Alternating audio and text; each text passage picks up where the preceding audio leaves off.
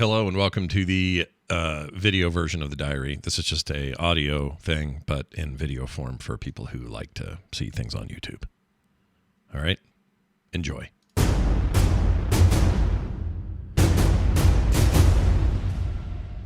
Hey everybody, this is Scott, and this is the diary. Welcome back to the diary. I wanted to just jump straight into what we're talking about today. What's on my mind? One of my chief interaction tools of the last, how long has it been? Let's see, 17, 18, 19, 20, 21, 22. So that would be 10, 11, 12, 13, 14. Is that 15 years of Twitter? Wait, not quite.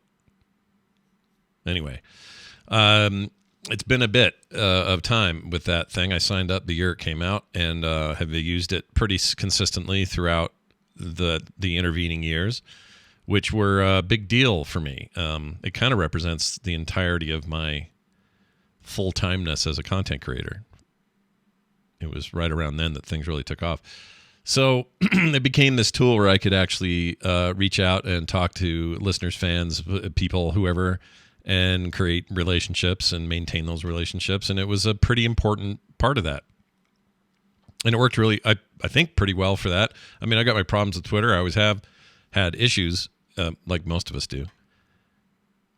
But for the most part, it was, a reliable way for me to communicate and to kind of create some community around it. And it kind of became my de facto way of doing that. So on shows, you'd hear me say all the time, hey, follow us on Twitter. And, everybody did this too, because it just kind of became an anchor point where you could say, hey, are you looking for quick access to more of what we do or finding out what's going on or whatever? It's just easy to send somebody to your Twitter account. It was often more engagement there than if I just put out websites or certainly other social platforms. You usually don't say, look for me on Facebook. It's just not a thing. You did, but Twitter became the natural thing in the podcasting world, and so that's what I did. Well, that's still true.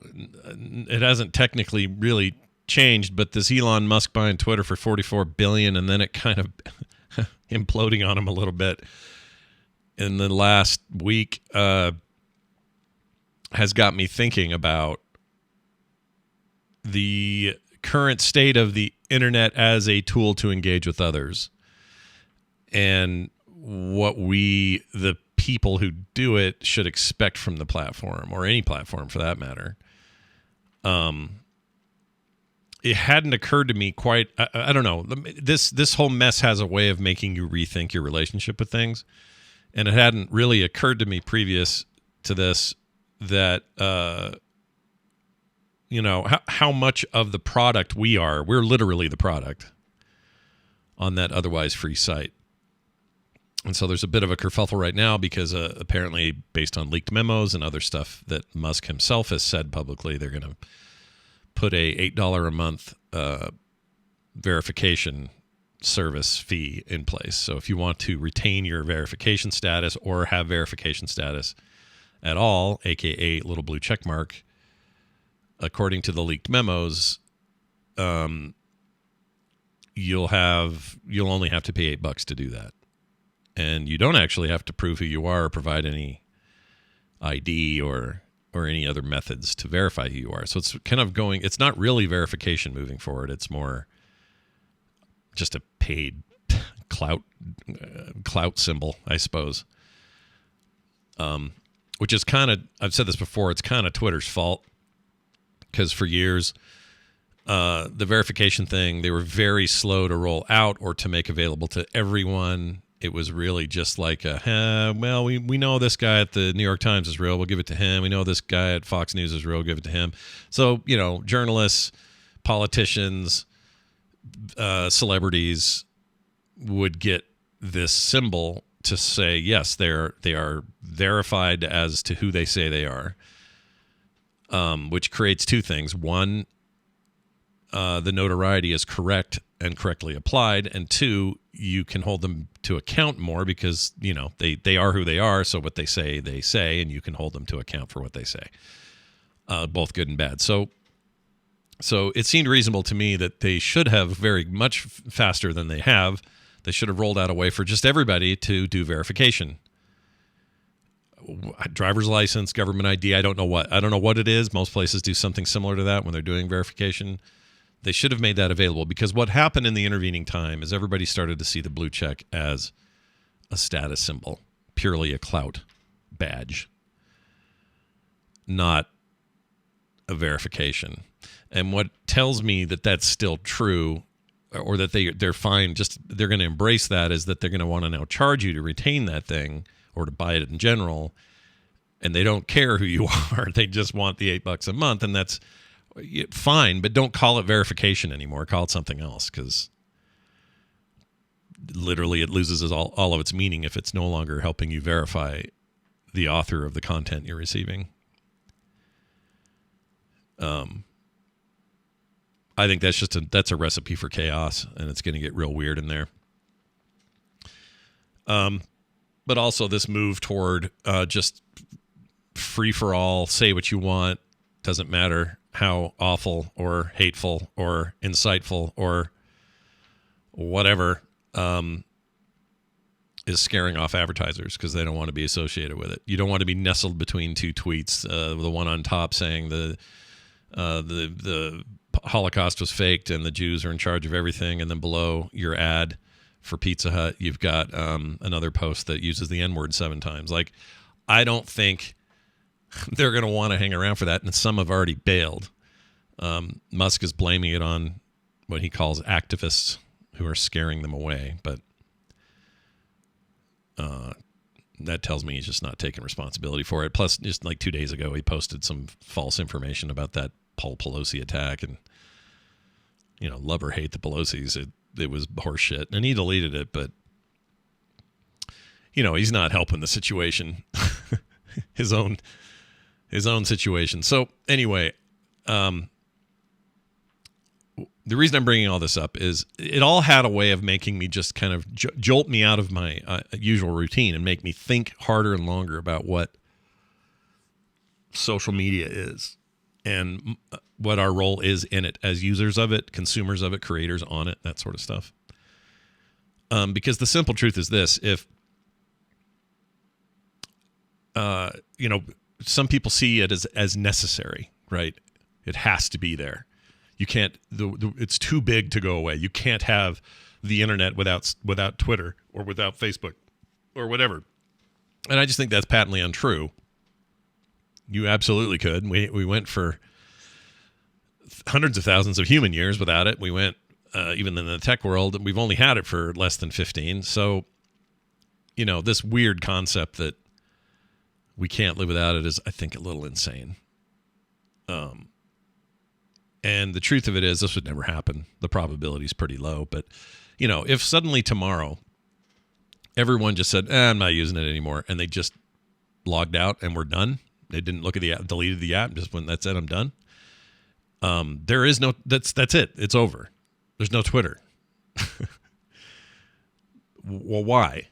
Like, you could say that everybody could uninstall, I don't know, Yahoo News or something. I can't think of a better example at the moment, but that doesn't mean Yahoo News wouldn't still be there. They'd still be there. There's still content. We're the content. You know what I'm saying? Like, we are the ones. For good, for ill, for everything in between. Every character typed on that frickin' service is us, and that's it. And this isn't me going, yeah, man, power to the people, take it back, screw the corporate. I'm not saying that. I'm saying that is just simply the truth. You pull the plug tomorrow, which means we all don't post. Twitter ceases to exist. Musk is out $40 billion. Everybody moves on. That's a very vicarious position, I think. And I don't think he thought that through. Because we're already seeing that even when chunks leave it, or even certain individuals say, yeah, I'm out of here, I'll see you, I'm over on Counter Social, or I'm on Mastodon, or I'm going to be on Facebook, or whatever their thing is. Massive amounts of people follow those people over there. And this advertiser thing where they're bailing because of content restriction loosening, isn't surprising to me. And to me, it's a free market move. Why wouldn't you? You know, why? If you're, I keep using Pizza Hut. I don't know if they have anything to do with this, but let's just say Pizza Hut bails because of this. I mean, wouldn't you if you were them? You don't want to be associated with what essentially is, you know, a downward spiral into sort of 4chan land. Nobody's chomping at the bit to run ads for Pizza Hut on 4chan. Well, why? I don't have to answer that for you. It's easy to answer it. So without content moderation of some sort, you are going to scare off your advertisers. And that is not some kind of weird political move. That's advertisers going, yeah, we're not going to make any money by advertising to this group, or we're going to lose money on other areas because we're backing a service that's, you know, going to allow this kind of content. We don't want to be associated with it. We can spend our dollars somewhere else. That's the most free market ass thing I've ever heard. So don't come at me with your freaking moaning and groaning.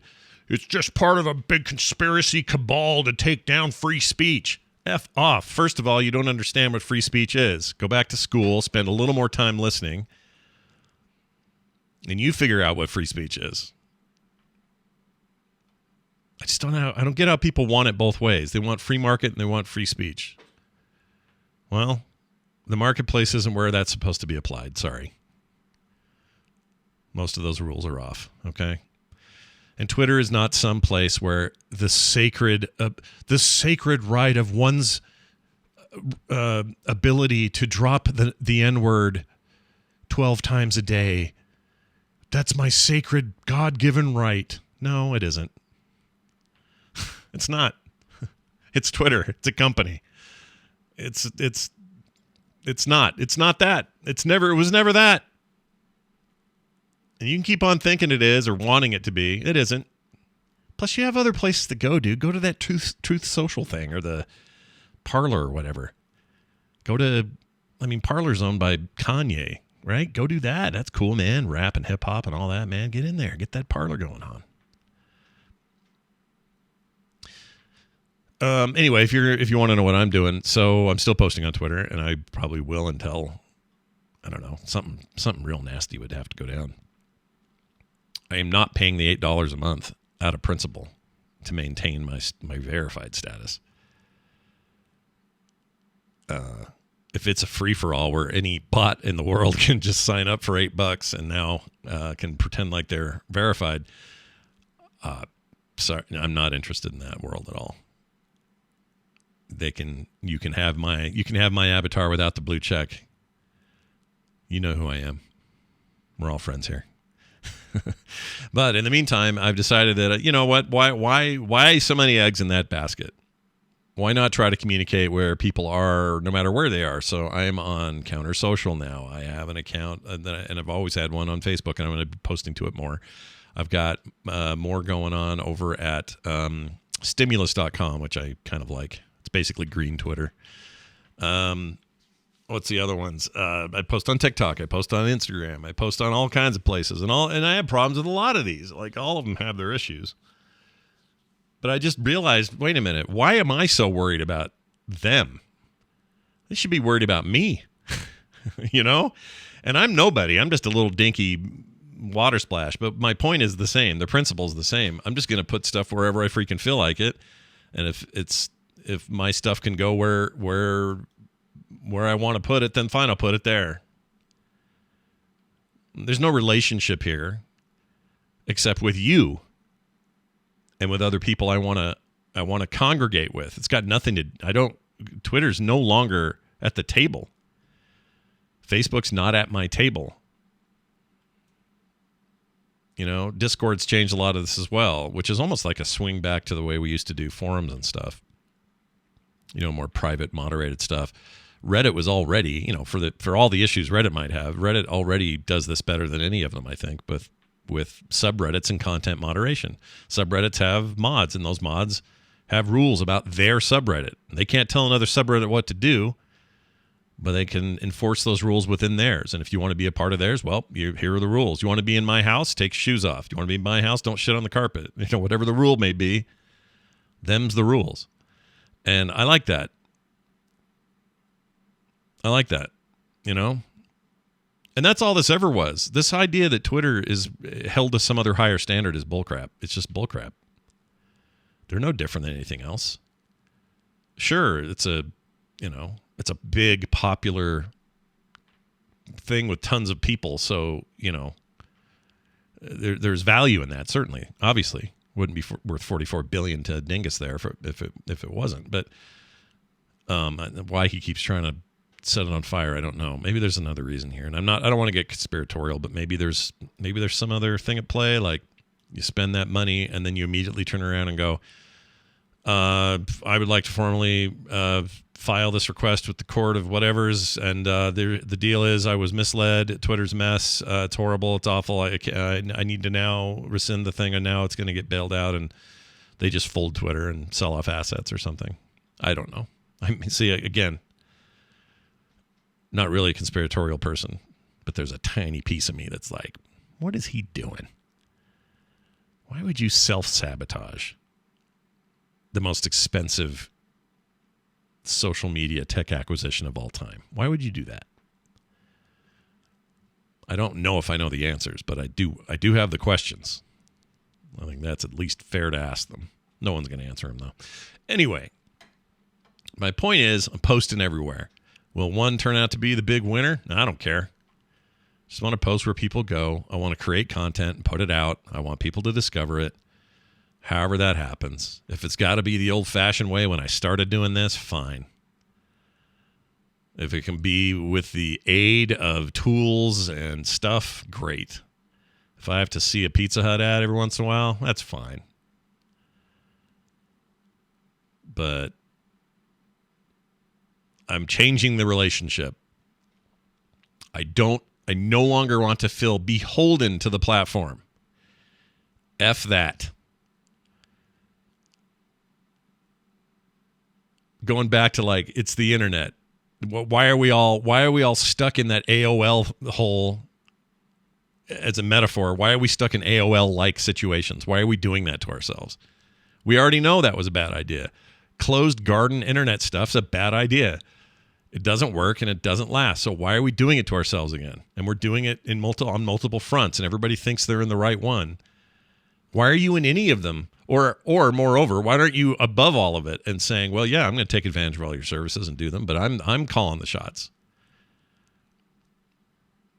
That's where my head's at. I'd love to hear your take. What do you think? Now, here's the cool news. You want the good news? Here's the good news.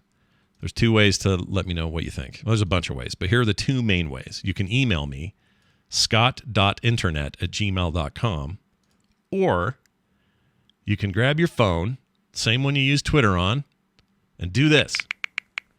Send me a text, 801-471-0462, 801-471-0462. I said that slow, so you'd write it down.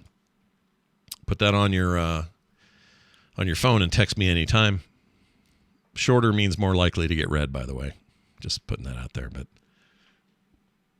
I check those all the time, so I like to read them on shows. Anyway, let me know what you think, and we'll talk about it on the air. Okay? All right, that's it for today's diary. Hope you're all doing good. I got a 3-year-old upstairs waiting for me to hang out with him. He's doing some early Christmas stuff, and he's super into it. So we are, as a result, super into it as well. We're doing it all for the kiddo. And I know a lot of people are like, man, it's like 3 days into November and you're already doing Christmas stuff. Hey, what are you going to do? You're going to try to stop me? You're going to put your foot out and trip me and have me land face first in the mud? No, sir, I'm doing what I want to do. It's Christmas time early in the Johnson house. All right, that's it. Thank you for listening. Thank you for hanging out. And YouTube, thanks for watching this video. I'm starting to put these up there. I hope you appreciate them. We'll see you next time.